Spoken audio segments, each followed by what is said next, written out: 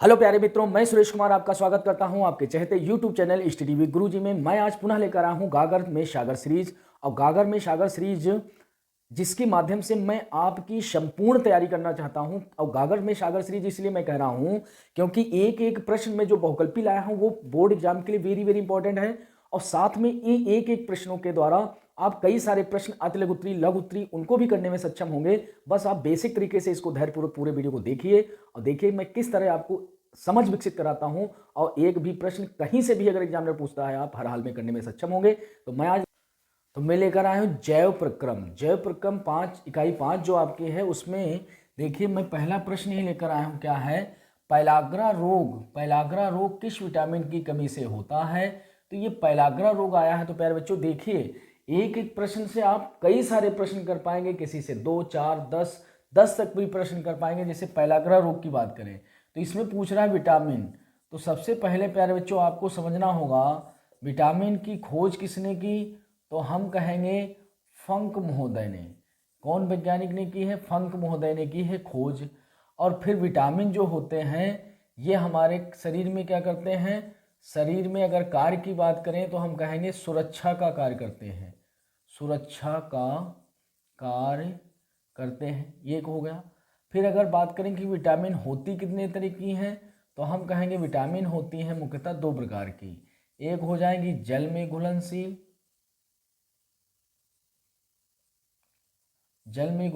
और एक हो जाएंगी वसा में घुलनशील, है ना। एक हो जाएंगी जल में घुलनशील, एक हो जाएंगी वसा में घुलनशील। और जल में घुलनशील विटामिन यानी हम कहेंगे वाटर सॉल्वेल और इसको कहेंगे फैट सॉल्वेल। तो यानी जल में घुलनशील जो विटामिन होती हैं उनको हम कहते हैं बी और सी। और साथ में अगर वसा में कहा जाए तो जो शेष बची हैं डी ई के, ये इतनी विटामिन जो आपकी होती हैं वो कौन सी हो जाएंगी? वसा में सॉल्वेल यानी वसा में घुलनशील विटामिन। तो यहाँ से आपने प्यारे बच्चों क्या समझा? विटामिन मुख्यतः होती हैं 2 प्रकार की, जल में घुलनशील। और यहाँ से आपने ये समझा कि जल में कौन घुलती हैं। तो इसका हमने शॉर्ट वीडियो में बता रखा है कि भैंस पानी में, गई भैंस पानी में। और भैंस अगर हम लिखें तो इस तरह का लिख दें तो भैंस और भैंस, तो यानी बी और सी किस में जाएगी? पानी में। किस में जाएगी? पानी में। और पानी यानी जल, तो यानी बी और सी, बी सी हो जाएंगी जल में घुलनशील। जो शेष बची वो सभी किस में हो जाएंगी? वसा में हो जाएंगी। और इसको भी याद कर सकते हो कीड़ा, KEDA कीड़ा। और कीड़े किस में पड़ते हैं? कीड़े पड़ते हैं हमेशा वसीय पदार्थों में, वसा वाले पदार्थों में। तो यानी वसा में घुलनशील कौन हो जाएगी? कीड़ा। विटामिन के, vitamin E, vitamin D, vitamin A. इस प्रकार आपने देखा कि आप याद भी कर सकते हैं कि जल में कौन घुलनशील है और वसा में। अब हम बात करते हैं ABCDE के। तो विटामिन ए जो होती है इससे रोग होता है रेटिनाल। अगर कमी हो जाए तो कौन सा रोग हो जाएगा? आँखों से संबंधित ये रोग होता है रेटिनाल।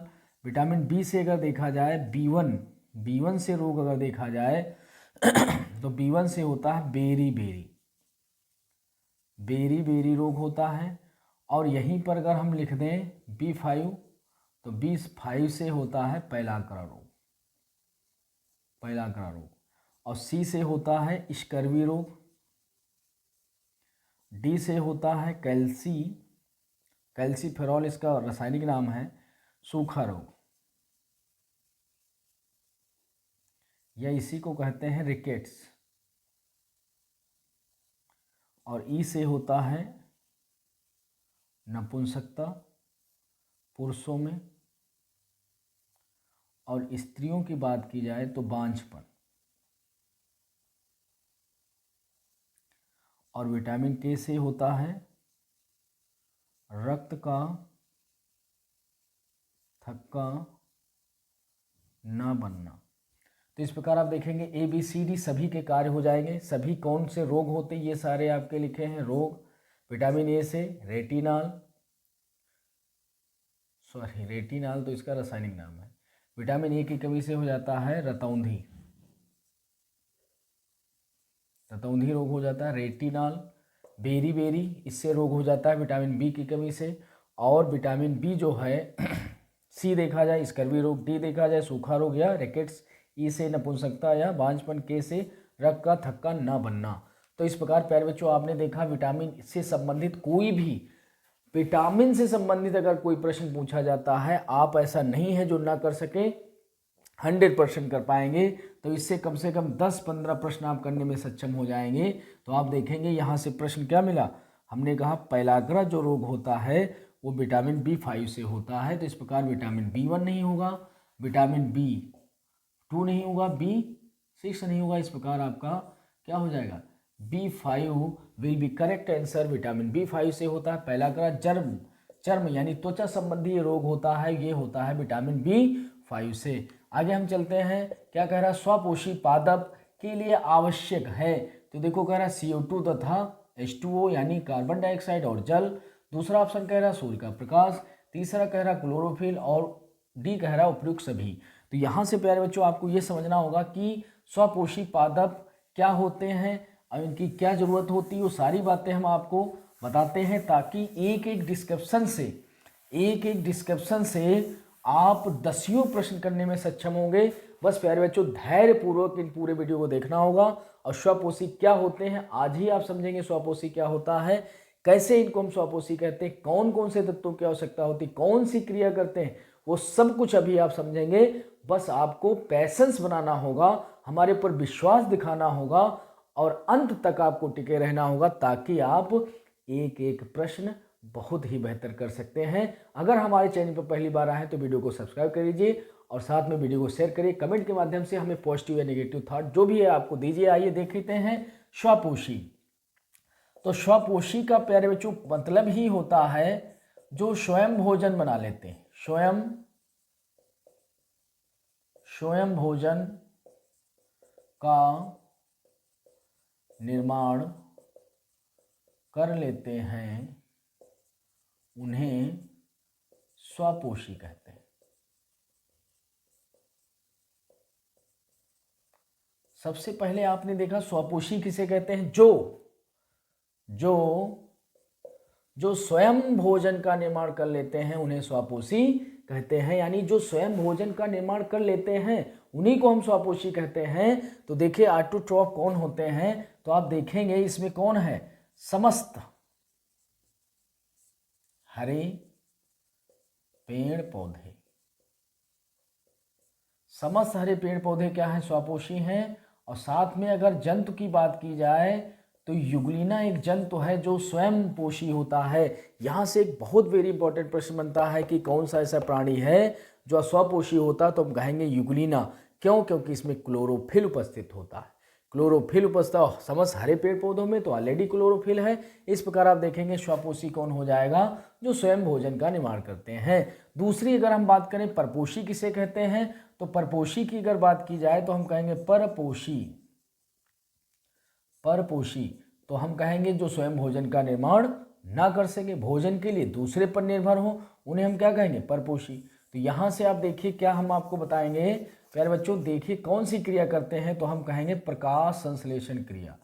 प्रकाश संश्लेषण क्रिया यानी फोटोसिंथेसिस क्रिया के द्वारा भोजन यानी मंड यानी स्टार्च या ग्लूकोज या कार्बोहाइड्रेट, मतलब वो कुछ भी एग्जामिनर कहे आप कंफ्यूज नहीं होंगे, का निर्माण करते हैं, यानी प्रकाश संश्लेषण क्रिया के द्वारा यही स्वपोषी क्या करेंगे, प्रकाश संश्लेषण क्रिया के द्वारा भोजन यानी मंड, भोजन क्या होगा, मंड के रूप में होगा, स्टार्च के रूप में होगा, या ग्लूकोज या कार्बोहाइड्रेट, कुछ भी वो ऑप्शन कहता है, किसी प्रकार का आपसे कह देता है कि मंड के रूप में बनाते हैं, स्टार्च के रूप में बनाते हैं, ग्लूकोज के रूप में बनाते हैं, कार्बोहाइड्रेट बनाते हैं, तो हर प्रकार की ये सभी क्या है, ये सभी कार्बोहाइड्रेट ही होते हैं, का निर्माण करते हैं। अब ये प्रकाश संश्लेषण क्रिया है कौन, ये भी जान लेते हैं क्रिया कौन है, तो हम कहेंगे CO2 प्लस H2O, और यहाँ पर आप देखेंगे सूर्य का प्रकाश, और साथ में नीचे क्या होगा, क्लोरोफिल, क्लोरोफिल होगा। और यहाँ पर जब ये आपकी रिएक्शन हो जाएगी तो यहाँ पर क्या बनेगा प्यारे बच्चों, बन जाएगा C6H12O6 और प्लस बनेगी आपकी ऑक्सीजन 6O2 6 6। अब यहाँ से प्यारे बच्चों देखो ये रासायनिक अभिक्रिया हो रही जिसमें कार्बन डाइऑक्साइड है और साथ में 6 यहाँ पर क्या है, H2O है, और साथ में सूर्य का प्रकाश है, क्लोरोफिल है, जिसके द्वारा देखो ग्लूकोज का निर्माण हुआ है और सह उत्पाद के रूप में ऑक्सीजन बनी है। तो यही आपका ग्लूकोज है, ये आपकी ऑक्सीजन है, ये कार्बन डाइऑक्साइड, ये जल है, सूर्य का प्रकाश, क्लोरोफिल।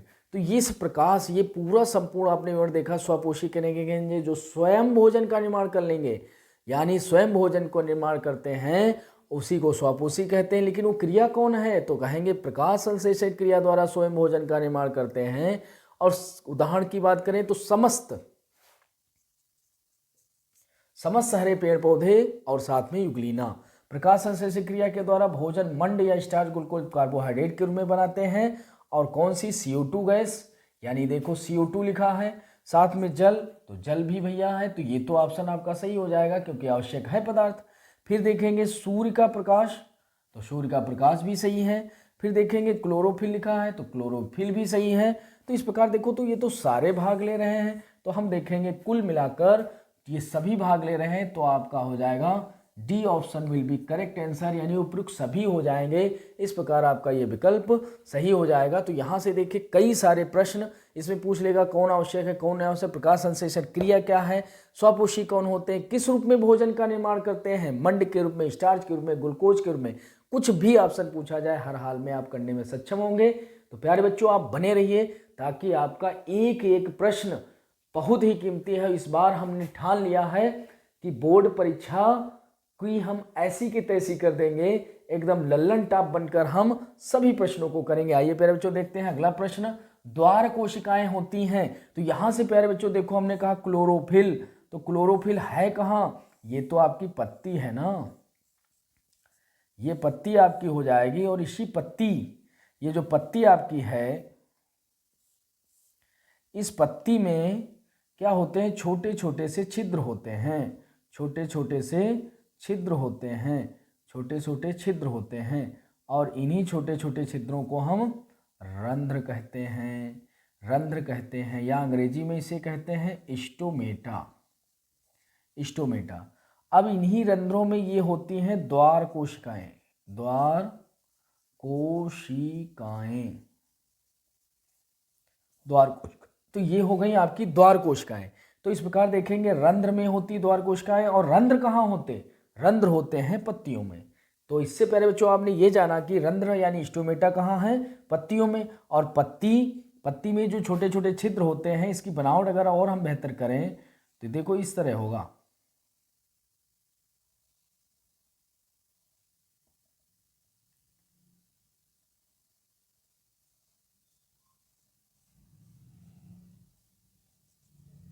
ये आपका रंध्र हो जाएगा, और ये रंध्र, ये द्वार कोशिकाएं आपकी हो जाएंगी। तो इस प्रकार आप देखेंगे ये होता है पूरी बनावट। ये एक अगर देखा जाए तो ऐसे बना होता है, तो रंध्र कोशिकाएं ये आपकी हो जाएंगी, रंध्र हो जाएगा, ये द्वार कोशिकाएं। तो जड़ में प्यारे बच्चों नहीं होंगी, पुष्प में भी नहीं होंगी, इनमें सभी भी नहीं है, क्योंकि आपका रंध्र यानी stomata will be correct answer, यानी बी ऑप्शन आपका करेक्ट आंसर हो जाएगा। तो यहाँ से आपने देखा द्वार कोशिकाएं हो गई। आगे चलते हैं, प्रकाश संश्लेषण क्रिया के दौरान इनमें से कौन सी क्रिया नहीं होती है। तो प्यारे बच्चों आप जरा देखिए, यहाँ पर क्या देखेंगे, सूर्य का प्रकाश असलियत में यहाँ क्या कर रहा था प्रकाश संश्लेषण क्रिया में, तो हम देखेंगे सूर्य का प्रकाश क्या करता है, सूर्य का प्रकाश क्या करता है, यही तो होता है जो ग्लूकोज को बदलने में काम देता है। लेकिन इस सूर्य के प्रकाश को अवशोषित किसने किया है, तो हमने कहा पत्ती का क्लोरोफिल वाला भाग। ये क्लोरोफिल क्या करता है, प्रकाश को अवशोषित करता है, अवशोषित करता है। और यहाँ पर कार्बन डाइऑक्साइड टूटकर क्या बनाती है, ग्लूकोज का निर्माण करती है। लेकिन जल जब टूटेगा तो क्या बनेगी, ऑक्सीजन बनेगी। तो यानी देखेंगे ऑक्सीजन का निर्माण कहाँ से होगा, तो हम कहेंगे जल से। कार्बन डाइऑक्साइड से क्या बनता है, ग्लूकोज बनता है। तो यहाँ से आपने प्यारे बच्चों क्या देखा, और साथ में देखेंगे ये सूर्य का प्रकाश है, तो प्रकाश क्या है, प्रकाश ऊर्जा है भाई। ये यहाँ क्या है, सूर्य की प्रकाश ऊर्जा है ना, तो हम कहेंगे सूर्य की प्रकाश ऊर्जा, जिसे हम कहते हैं सौर ऊर्जा, सौर ऊर्जा। अब यही ऊर्जा देखो क्या हो गई, C6H12O6 यानी ग्लूकोज बन गया। तो बताओ क्या बन गया, रसायन बन गया है। तो बताओ कौन सी ऊर्जा बन जाएगी, रासायनिक ऊर्जा। तो यहाँ से आपने देखा कि किस तरह हो रहा। तो हम देखेंगे पहला विकल्प आपका क्या है, क्लोरोफिल द्वारा प्रकाश का अवशोषण होता। अभी तो हमने बताया यही क्लोरोफिल क्या करेगा, प्रकाश का अवशोषण करता है। यानी सूर्य का प्रकाश जब आएगा उसका अवशोषण कौन करेगा, यही क्लोरोफिल करता है। इस पत्ती में सूर्य का प्रकाश गिरेगा और ये पत्ती जो क्लोरोफिल होते हैं यही अवशोषित कर लेंगे सूर्य के प्रकाश को। तो हम कहेंगे ए विकल्प आपका सही है, ये सही है। कौन सी क्रिया नहीं होती पूछ रहा, नहीं पढ़ना जरूरी है। तो ये तो होती है, तो ये तो गलत हो जाएगा। प्रकाश ऊर्जा का रासायनिक ऊर्जा में परिवर्तन, अभी तो हमने बताया सौर ऊर्जा रासायनिक ऊर्जा में बदल रही है, तो ये भी हो रही है। तो भाई अकॉर्डिंग टू नहीं पूछ रहे तो हो रही है। सी में जाएंगे, CO2 का कार्बोहाइड्रेट के रूप में अपचयन, तो भैया CO2 ही तो कार्बोहाइड्रेट में बदल रही है। अभी तो हमने बताया यही CO2 तो ही कार्बोहाइड्रेट में बदल रही है, तो ये भी आपका विकल्प ये हो रहा है। डी देखेंगे, अब आपका एक ही ऑप्शन बचा है, क्या करेंगे, ग्लूकोज का पायरुविक अम्ल के रूप में विखंडन। तो ये आपका विकल्प सही हो जाएगा क्योंकि ये क्रिया इसमें नहीं होती है। अब हम जरा देखते हैं क्यों नहीं होती, ये भी हम जरा देख लेते हैं।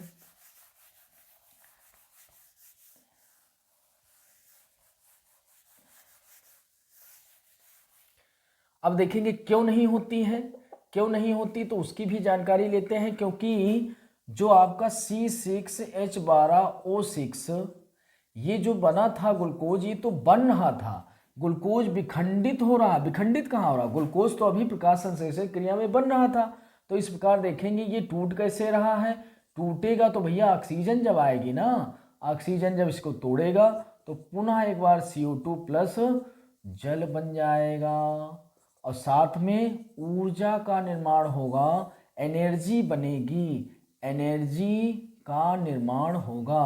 और ये किस में होता है, ये तो रिस्पायरेशन में होता है, यानी श्वसन में होता है। तो हम कहेंगे ये कौन सी क्रिया है, श्वसन अभिक्रिया में होता है। और श्वसन अभिक्रिया में कहाँ होती है, माइटोकॉन्ड्रिया में। कहाँ होती है, माइटोकॉन्ड्रिया में। तो इस प्रकार आप देखेंगे ये कौन सी क्रिया है, ये तो प्रकाश संश्लेषण ना होकर श्वसन क्रिया है। तो बताओ ये क्या हो जाएगा, ग्लूकोज का पायरुविक अम्ल में विखंडन श्वसन क्रिया, ये तो प्रकाश संश्लेषण कर रहा। तो इस प्रकार आपने सारे विकल्पों को अच्छी तरीके से समझ लिया। आगे हम चलते हैं नेक्स्ट क्वेश्चन की ओर। क्या कह रहा है, निम्नलिखित में कौन सा विषमपोषी नहीं है, विषमपोषी नहीं है। विषमपोषी ही क्या होता है, अभी तो हमने कहा था विषमपोषी बोले तो परपोषी, हेट्रोजाइगस यानी परपोषी, यानी जो स्वयं भोजन न बना सके, नहीं बनाते हैं। और नहीं बनाते हैं तो भोजन लेंगे कहाँ से, तो हम कहेंगे किससे लेंगे, दूसरे जीवों से, दूसरे जीवों से भोजन लेंगे। और दूसरे जीवों से जो भोजन लेंगे वही विषमपोषी या परपोषी कहलाते हैं। तो प्यारे बच्चों आपने देखा परपोषी क्या होता, स्वपोषी अभी हमने बताया था, कौन सी, प्रकाश संश्लेषण क्रिया। तो ईस्ट तो भैया फफूंद होता है, ईस्ट एक टाइप का फफूंद होता है। फफूंद तो भैया सड़े गले स्थानों पर उगता है, ये तो मृतोपजीवी होता है। ईस्ट और फफूंद क्या होते हैं, मृतोपजीवी होते हैं। मृतोपजीवी का मतलब होता है जो मरे हुए पदार्थ से भोजन को ग्रहण करते हैं, उन्हीं को हम क्या कहते हैं, मृतोपजीवी। तो ये फफूंद भी आपका आंसर नहीं होगा, क्योंकि फफूंद भी एक प्रकार की क्या है, फफूंद भी एक प्रकार की क्या है, फफूंद ही है। फीताकर्म ये तो भैया जंतु है, ये तो जंतु है, प्लेटेहेल्मिन्थीज का प्राणी है, तो इसमें भी नहीं होगा, ये तो प्राणी है। प्राणी सभी क्या है, अगर देखा जाए सभी प्राणी, सभी प्राणी इसके क्या हैं उदाहरण। किसके? विषमपोषी। इनको प्रत्यक्ष या अप्रत्यक्ष रूप से स्वयं भोजन नहीं बनाते, दूसरों जीवों से लेते हैं। तो बताओ सभी प्राणी क्या हो जाएंगे? विषमपोषी हो जाएंगे। मनी प्लांट, मनी प्लांट एक पौधा होता है जिसमें ग्रीन हरी पत्तियां होती हैं, फैलता है, देखा होगा, पान की तरह पत्ता होता है। तो मनी प्लांट क्या होता है? फैलता है। इस प्रकार इसमें क्या होगा? स्वपोषी, यानी प्रकाश संश्लेषण क्रिया द्वारा स्वयं भोजन का निर्माण कर लेगा। इस प्रकार आपने देखा कि आप किस तरह एक एक प्रश्न से अति लघुत्तरी, लघुत्तरी, किसी भी टाइप का प्रश्न पूछे, भले ही बहुकल्पीय है लेकिन इसमें कई सारे प्रश्नों में कई सारे उत्तर भरे हुए हैं, कई सारे प्रश्न बन सकते हैं, सभी प्रश्न आप कर सकते हैं। बस इसीलिए हमने इसका नाम क्या रखा? गागर में सागर। गागर में सागर भर। तो हेलो प्यारे बच्चों, आप देखेंगे प्रश्न नंबर 6। क्वेश्चन नंबर 6 में हम चलेंगे तो हम कहेंगे प्रत्येक जबड़े में अग्रचौड़क दांतों की संख्या है। अग्रचौड़क दांतों की संख्या। तो प्यारे बच्चों आपको ये समझना होगा सबसे पहले कि जो मानव में जो दांत होते हैं, जो दांत यानी टीथ होते हैं, वो टोटल होते कितने प्रकार के हैं? तो हम कहेंगे 4 प्रकार के। सबसे पहले होते हैं अग्रचौड़क, दूसरे होते हैं सबसे पहले होते हैं कृंतक, फिर होते हैं रदनक, फिर होते हैं अग्र चर्वणक और फिर होते हैं चर्वणक। ये हो गए। इनको हम कहते हैं इंसाइजर, इनको कैनाइन कहते हैं और इनको कहते हैं प्रीमोलर, और ये हो जाते हैं मोलर। इंसाइजर, कैनाइन, प्रीमोलर और मोलर, यानी 3-4 प्रकार के दांत होते हैं। 1 2 3 4। सबसे पहले ये हो गया। तो इंसाइजर कितने होते हैं? अगर जबड़े की बात की जाए तो एक ऊपर होता है, एक नीचे होता है। यहाँ पर दांत ऐसे ऐसे होते हैं और यहाँ पर दांत ऐसे होते हैं, यानी ये ऊपरी जबड़ा हो गया, ये ऊपरी हो गया और ये निचला हो गया, है ना जबड़ा। तो इंसाइजर कितने होते हैं? तो हम बात करेंगे हमेशा जोड़ी में। तो इंसाइजर कितने होते हैं? तो हम कहेंगे एक जोड़ी, एक जोड़ी। ये कितने होते हैं? तो हम कहेंगे 2 जोड़ी। ये कितने होते हैं? तो ये भी हम कहेंगे यहाँ पर हो जाएंगे 2 जोड़ी, 1 जोड़ी, और ये हो जाते हैं फिर 2 जोड़ी, और ये हो जाएंगे 3 जोड़ी। तो इस प्रकार आप देखेंगे प्यारे बच्चों, प्रत्येक जबड़े में, यानी एक जबड़ा है उसमें 2 जोड़ी, इसमें 1 जोड़ी, ये 2 जोड़ी और ये 3 जोड़ी। तो यानी हम अगर बात करें इसके दंत सूत्र की, मानव के दंत सूत्र की बात करें अगर दंत सूत्र की, तो हम कहेंगे इंसाइजर जो होते हैं वो 2 जोड़ी ऊपर होते हैं, 2 जोड़ी नीचे जबड़े में होते हैं। कैनाइन की बात करें तो हम कहेंगे 1 जोड़ी ऊपर, 1 जोड़ी नीचे होते हैं। प्रीमोलर की अगर हम बात करें तो हम कहेंगे 2 जोड़ी ऊपर, 2 जोड़ी नीचे होते हैं। और मोलर की बात करें कि 3 जोड़ी ऊपर, 3 जोड़ी नीचे होते हैं। तो ये हो गया आपका दंत सूत्र। मानव का दंत सूत्र आपने देखा इंसाइजर, कैनिनाइन, प्रीमोलर और मोलर, यानी ये हो गए कृंतक, ये रत्नक, ये अग्रचौड़क, ये हो गए चौड़क। तो यानी ये जोड़ी है, ये हमने देखो जोड़ी लिख रखा है, ये जोड़ी है। और ये संपूर्ण जोड़ी को अगर हम मल्टीप्लाई 2 से कर दें, दंत सूत्र में संपूर्ण को मल्टीप्लाई 2 से कर दें तो हम कहेंगे 2 दूनी 4, 2 एकम 2, 2 दूनी 4, 2 तियां 6। इसी प्रकार नीचे भी करें तो 2 दूनी 4, ये 2 हो जाएंगे, ये 4 हो जाएंगे, ये 6 हो जाएंगे। ये जबड़ा ऊपर वाला हो गया नीचे। तो 4 2 6, 6 4 10, 10 और 6 16। टोटल कितने हुए? 16। 4 2 6, 4 10 6 16। तो 16 ऊपर 16 नीचे। तो बताओ दोनों टोटल मिलाकर कितने हो गए? 32 दांत।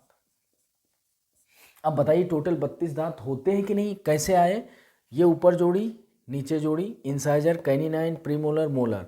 तो ये इस प्रकार आपने देखा, संख्या पूछे चाहे जोड़ी, लेकिन इसमें कह क्या रहा? टोटल दांत कितने हैं? 32 हैं। तो टोटल वयस्क में दांत कितने होते हैं? 32। लेकिन अगर हम पूछ लें शिशु में, यानी जो दूध के दांत होते हैं, या इसे हम कहते हैं प्राथमिक दांत, प्राथमिक दांत शिशु में दूध के दांत, ये कितने होते हैं, तो हम कहेंगे कुल 20 होते हैं, कुल 20 होते हैं। लेकिन वयस्क पुरुष में अगर बात की जाए तो टोटल 32 दांत होते हैं, और इन 32 दांतों को हम द्वितीयक दांत कहते हैं या स्थायी दांत कहते हैं। इनको हम कह सकते हैं अस्थायी दांत, इनको हम कहते हैं स्थायी दांत। समझ रहे हैं? तो इस प्रकार आपने देखा कितनी भी आसानी से कह रहा, प्रत्येक जबड़े में अग्रचौड़क दांतों की संख्या कितनी होती, प्रत्येक जबड़े में। मतलब वो एक जबड़े की बात कर रहा है, टोटल नहीं पूछ रहा, टोटल नहीं पूछ रहा, प्रत्येक यानी एक जबड़े में कितने होते हैं। तो अग्रचौड़क आप देख रहे कितने होते हैं, 2 जोड़ी। तो इस प्रकार आप देखेंगे ए विकल्प गलत हो जाएगा, और 3 जोड़ी भी नहीं होंगे, और 4 जोड़ी तो होते ही नहीं कोई। तो आपका 2 जोड़ी यानी B option will be correct answer. 2 जोड़ी दांत होते हैं। अगर वो पूछता कि कितने जोड़ी ना कहकर कि पूछता कि प्रत्येक जबड़े में कितने दांत होते हैं, तो हम कहेंगे प्रत्येक जबड़े में 4 होते हैं, 4। अगर पूछ लेता कि मनुष्य के मानव में कुल अग्रचौड़क दांत कितने होते, कुल अग्रचौड़क कितने होते, तो हम कहते टोटल भैया 8 होते हैं, 4 ऊपर 4 नीचे, तो टोटल कितने हो जाते, 8। इसी प्रकार आपने समझ लिया तो ये सारे प्रश्न आपके बड़ी आसानी से हो जाएंगे। ठीक है, अगला चलते हैं। मनुष्य की लार में एंजाइम होता है। तो प्यारे बच्चों आप देखिए, जो मनुष्य होता है उसकी जो मुंह होता है, मुंह, मुंह यानी माउथ, माउथ। तो माउथ में क्या होता है, लार ग्रंथियां होती हैं, लार ग्रंथियां होती हैं। लार ग्रंथियां कितनी होती हैं, तो हम कहेंगे 3 जोड़ी होती हैं। कितनी होती हैं, 3 जोड़ी होती हैं। अगर कुल की बात की जाए तो 6 होती हैं, 3 जोड़ी या कुल 6 होती हैं। एंजाइम को निकलता है तो हम कहेंगे टाइलिन एंजाइम निकलता है, टाइलिन, टाइलिन एंजाइम निकलता है। या फिर इसी को हम कहते हैं एमाइलेज, इमाइलेज कहते हैं, स्लाइवा इमाइलेज। ये स्लाइवा यानी लार का, लार का इमाइलेज है। और दूसरी बात करें तो एक निकलता है लाइसोजाइम, लाइसोजाइम। तो आप देखेंगे ये 2 एंजाइम निकलते हैं इससे। और टाइलिन जो होता है ये क्या करता है, जो स्टार्च, अभी याद करो हमने बताया था पेड़ पौधे स्टार्च यानी मंडकिर में भोजन बनाते हैं, उसको ये माल्टोज में बदल देता है, माल्टोज में बदल देता है। स्टार्च को कौन बदलेगा, माल्टोज में। कौन बदलेगा, इमाइलेज यानी टाइलिन एंजाइम। तो लाइसोजाइम क्या करता है, लाइसोजाइम जो होता है बैक्टीरिया, या हम कह सकते हैं कीटाणु, जो भी, सॉरी, अगर देखा जाए रोगाणु हम लिखें तो ज़्यादा बेटर है। तो रोगाणु जो पहुंच जाते हैं माउथ में, कितनों भी हम बचे के फिर भी हमारे मुंह में कुछ हानिकारक कीटाणु रोगाणु पहुंच जाते हैं, जीवाणु, उनका नाश करने का काम कौन करता है, लाइसोजाइम। तो ये दोनों एंजाइम वेरी वेरी इंपॉर्टेंट है। टोटल 3 जोड़ी होती है लार ग्रंथियां। तो आप देखेंगे कौन सा विकल्प आपका हो जाएगा, ptyalin enzyme will be correct answer, because, लेकिन किंतु परंतु भैया लाइसोजाइम भी तो है, पेप्सिन नहीं होगा। पेप्सिन पाया जाता है, ये प्रोटीन का पाचन करता है। डी विकल्प ए बी दोनों सही हैं, तो आपका ये सही हो जाएगा, क्योंकि ये दोनों सही हैं। तो आपका दोनों जब मिल रहे हैं तो ये कह रहा है, इस प्रकार आपका D option will be correct answer. Next चलते हैं, ग्रास नली, द्वार पर लटकी हुई पत्ती के समान उपास्य की बनी रचना क्या होती है। तो हम देखते हैं जरा कौन सी रचना वो है। तो आप देखिए सबसे पहले माउथ, अगर हम माउथ की बात करें तो यहाँ से मुंह से यहाँ पर एक लटकी हुई संरचना होती है मुंह में यहाँ पर। तो ये आपकी ग्रास नली है, ग्रास नली है। और ग्रास नली यहाँ से आपका पूरा पाचन तंत्र हो जाएगा, यहाँ से आपका जाएगा आमाशय। ठीक है, तो यहाँ से जाएगा। तो ये जो यहाँ पर पत्ती के समान लटकी संरचना है, तो यही क्या होती है, यही आपकी हो जाती है कौन, घाटी ढापन, घाटी ढापन।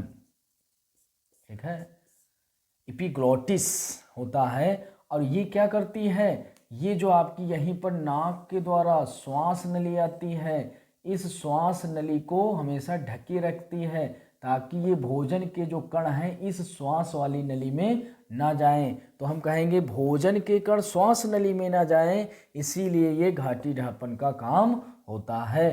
तो हम देखेंगे ग्रास नली लटकी हुई संरचना किसकी बनी होती, तो एपीफेरिंक्स नहीं होगा, श्लेष्मा और नहीं होता है वो तो श्वास नाल में नाक श्लेष्मा बनाने में, यकृत भी नहीं होगा। इस प्रकार आपका घाटी ढापन जो है एपिग्लोटिस ये आपका हो जाएगा। यानी घाटी ढापन आपका क्या काम है, भोजन के कणों को श्वास नली में ना जाने देना।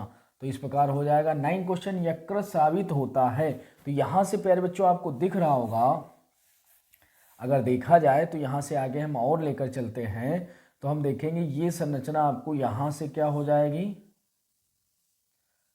ये आपकी बन गई आमाशय, आमाशय। और यहाँ पर एक ग्रंथ लगी होती है जिसको हम कहते हैं अग्न्याशय ग्रंथि, अग्न्याशय ग्रंथि। और यहीं से एक और ग्रंथ लगी होती है, यहीं से एक ग्रंथ और लगी होती है, ये अलग पेन से हम बना देते हैं। यहाँ से एक ग्रंथ और लगी होती है जिसी को हम कहते हैं यकृत, या इसी कहते हैं लीवर, या फिर इसे कहते हैं प्लीहा। तो ये हो जाएगा, ठीक है। इस प्रकार आप देखेंगे ये हो जाएगा। और यहीं पर एक संरचना लटकी हुई होती है ऐसे, ये ऐसे संरचना, इसी को हम कहते हैं पित्ताशय, पित्ताशय। तो आप देख रहे हैं कि जो आपका पाचन तंत्र होता है, पाचन तंत्र होता है, पाचन तंत्र होता है, उस पाचन तंत्र में अगर देखा जाए तो इसमें ये जो आपका आमाशय हो गया, ये थैली, इसमें ही भोजन रुकता है। और यहाँ पर आमाशयी ग्रंथियाँ होती हैं, जठर ग्रंथियाँ होती हैं, और जठर ग्रंथियों के द्वारा जठर रस निकलता है, अग्नाशय ग्रंथियों के द्वारा अग्नाशयी रस निकलता है, और यकृत से प्यारे बच्चों ये जो यकृत है इससे निकलता है पित्त रस, पित्त रस निकलता है, पित्त रस निकलता है। तो आप देखेंगे पित्त रस किससे निकल रहा है, यकृत ग्रंथि से निकल रहा है। लेकिन ये निकलकर एकत्रित कहाँ हो रहा है, स्टोर कहाँ हो रहा है, तो प्यारे बच्चों स्टोर हो रहा है पित्ताशय में, स्टोर पित्ताशय में हो रहा है, इसीलिए इसका नाम पित्तरस है। लेकिन अगर स्रावित कहाँ से होता, निकलता कहाँ से, तो हम कहेंगे यकृत से। तो देखिए यकृत स्रावित कहाँ से होता है भाई, पित्तरस से होता है, नहीं होता है। लार ग्रंथियों से लार निकलती है, जठर रस तो अभी हमने बताया किससे निकलता, आमाशय में पाई जाने वाली जठर ग्रंथियों से होता है। और अम्ल तो कतई नहीं होता है, अम्ल तो कतई नहीं होता है। तो यकृत भैया पित्तरस से ही निकलेगा, पित्तरस से निकलेगा। हम देख रहे थे कि आप लोग क्या देंगे एक्शन, तो ये हो जाएगा पित्तरस, पित्तरस। अभी तो हमने बताया यकृत से क्या निकलेगा, पित्तरस निकलेगा। तो हम कहेंगे A option will be correct answer, ये आपका करेक्ट आंसर हो जाएगा। नेक्स्ट चलते 10, पित्तरस का निर्माण होता है। तो भैया निर्माण कहाँ होता है, तो निर्माण कहाँ होता, अभी तो हमने बताया यकृत में ही होता है। तो निर्माण यहाँ पर कंफ्यूजन ये होता है लोगों का कि पित्तरस कहाँ निर्मित होता है, तो ज़्यादातर लोग पित्ताशय कह देते हैं। अग्न्याशय से अभी हमने बताया था अग्न्याशय रस निकलेगा, यकृत से, जठर ग्रंथियों से जठर रस, और पित्ताशय में तो स्टोर होता है। इस प्रकार आप देखेंगे B will be correct answer, यकृत हो जाएगा। तो प्यारे बच्चों आपने देखा कि किस तरह आपने इस पूरी सीरीज को एक एक प्रश्न से कई सारे प्रश्न आप बनाने में सक्षम होंगे। तो प्यारे बच्चों यहाँ तक आपने विजिट किया, बहुत बहुत धन्यवाद। इसी तरह हमारे चैनल पर बने रहिए, चैनल को सब्सक्राइब कर लीजिए और साथ में वीडियो को प्लीज़ शेयर करिए, प्लीज़ शेयर करिए और कमेंट के माध्यम से कुछ थॉट दिया करें। आप कुछ भी नहीं लिखते, कुछ लिखिए आप और लाइक करिए। धन्यवाद। जय हिंद, जय भारत।